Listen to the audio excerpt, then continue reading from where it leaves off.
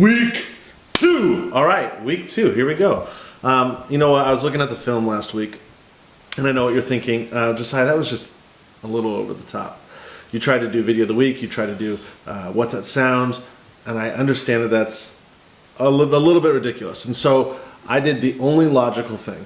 I created a 1980s television sitcom intro by myself. Roll the clip!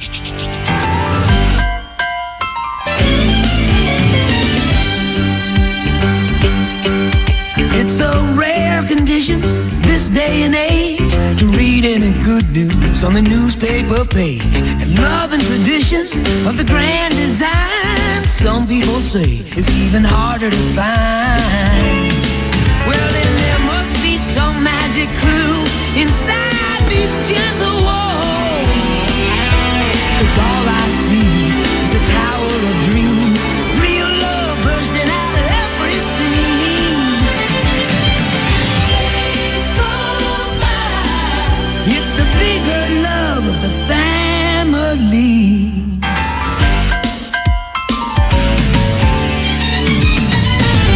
I would watch that show. All right, so I want to jump straight into the message here because we're limited on time and I don't want to take up your full day. So here's my question for you today. When the media tells you to shut your doors and not go outside, and when they tell you to quarantine yourself effectively, why? Why should you have to do that? Like, we're Americans, right? And I think that the question that in my mind it goes to is like, well, we're young, and it doesn't quite affect us the same way, right? It's brought up a concept this week that I want to chat with you guys about, and I think it answers that question of why we need to be responsible in this time. There's this topic in Scripture that I really enjoy, and it's called the least of these. And that sounds bad, right? It sounds bad to be the least of these. Like, for instance, I'm the least skinny person at youth group on Wednesday night, and that sounds bad. Like, I need to go to the doctor and probably get that checked out. But when it's talking about the least of these, it's not necessarily talking about somebody who's like the worst of these. What it's saying is it's those who are in a more difficult position than you are, the least of these.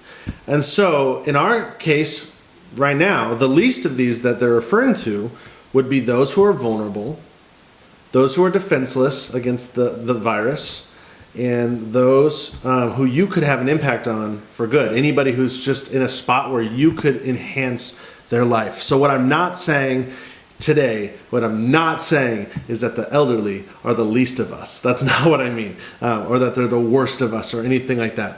In fact, I'm saying the opposite. But you may be in a spot of comfort in this season where you just kind of get to hang out. Maybe you get the sniffles and a cough for a few days. And that comfort that you have is actually an incredible discomfort for others. And so when the Bible talks about the least of these, what it says is you need to love the least of these. It says you need to take care of and provide for them. And that's found in Matthew 25. If you want to go there with me, there's this parable, which is a story that Jesus tells in order to prove a point. And it's fictional. It's not true. It's not a real story, but Jesus would use these stories. And the story that I want to touch on today is the story of the sheep and the goats. And I'm just going to read it straight for you. Here we go. Stay with me. There's some heavy imagery here, but let's do this. It says this: when the Son of Man comes in his glory, and all of the angels with him, he will sit on his glorious throne, and all the nations will be gathered before him, and he will separate the people one from another as a shepherd separates the sheep from the goats. He will put the sheep on the right and the goats on his left.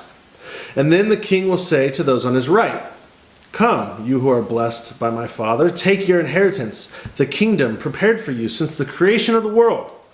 For I was hungry, and you gave me something to eat. I was thirsty, and you gave me something to drink.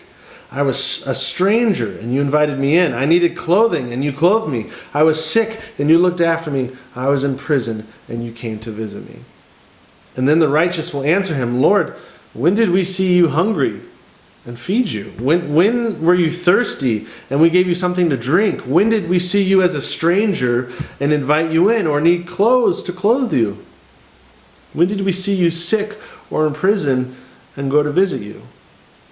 This is an interesting portion of the story because basically what happens is the king says this to some of the most wealthy men, and the wealthy men come up and they're like, when did you have that? When were you poor? When were you hungry? When were you sick? When were you in prison? And then the king says this, and this is what we need to grasp onto. It says this, the king replies, "Truly I tell you, whatever you did for one of the least of these brothers and sisters of mine, you did it for me." Let's read that again. Whatever you did for one of the least of these brothers and sisters of mine, you did for me. And so here's what this is saying. In this season, you might be fine. If you go out and you get the virus and you get sick, you might be fine. And it might absolutely just blow over. But the truth is, it's not that way for everybody. And that's a hard thing to swallow. If the question that you're asking is, why should I not go out? It doesn't affect me. Guess what Scripture says? It says, take care of the least of these. And by doing this, that's how you love God. You know, God doesn't give a lot of examples of ways that we can make up what he's done for us. He's extended a great gift to us, right? Grace and peace and all those wonderful things that come with faith.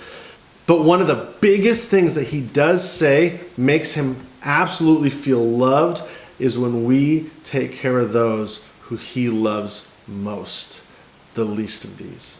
And it could be somebody who's just sick next door. It could be an elderly. It could be somebody with an existing condition. Whatever it is, we as believers are called to look after those people. The way that we act now says a lot about who we believe in. And so I encourage you in this time, if your friends are kind of like, oh, why? Why would we follow this? Get them on board. Make them understand that it might not impact you, but it could impact somebody else. All that to say, I want to leave you with this. Guys, this will pass. It will likely get harder before it gets better. We're one day into our quarantine, like our official quarantine, and it will likely get harder, but it will pass. This will pass. And this is the weirdest thing I've ever said as a pastor. I've never said this message that I'm about to say, but in order to love your neighbor, close your doors. Close your windows.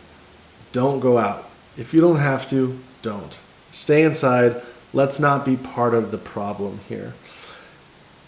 There will be a day when the doors are opened again. And there will be a day when we get to gather again. And when we will celebrate getting through this season together.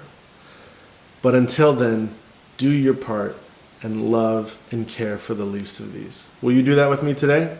Hey, if you're lonely and you're missing community, I encourage you, jump onto our Bible study. It's been awesome. We've had like 25 people doing it. I don't care if you're in youth or not, jump on in it. It's in our bio on our Instagram. Also, just be part of our community on Instagram. If we say post something, just do it. We're going to do some silly stuff this week. It's going to be a lot of fun. Use us as entertainment. That's what we want. We want to just be entertainment for you. I love you guys. I miss you. I will see you soon. But until then, I love you and I'm praying for you all. Have a great week.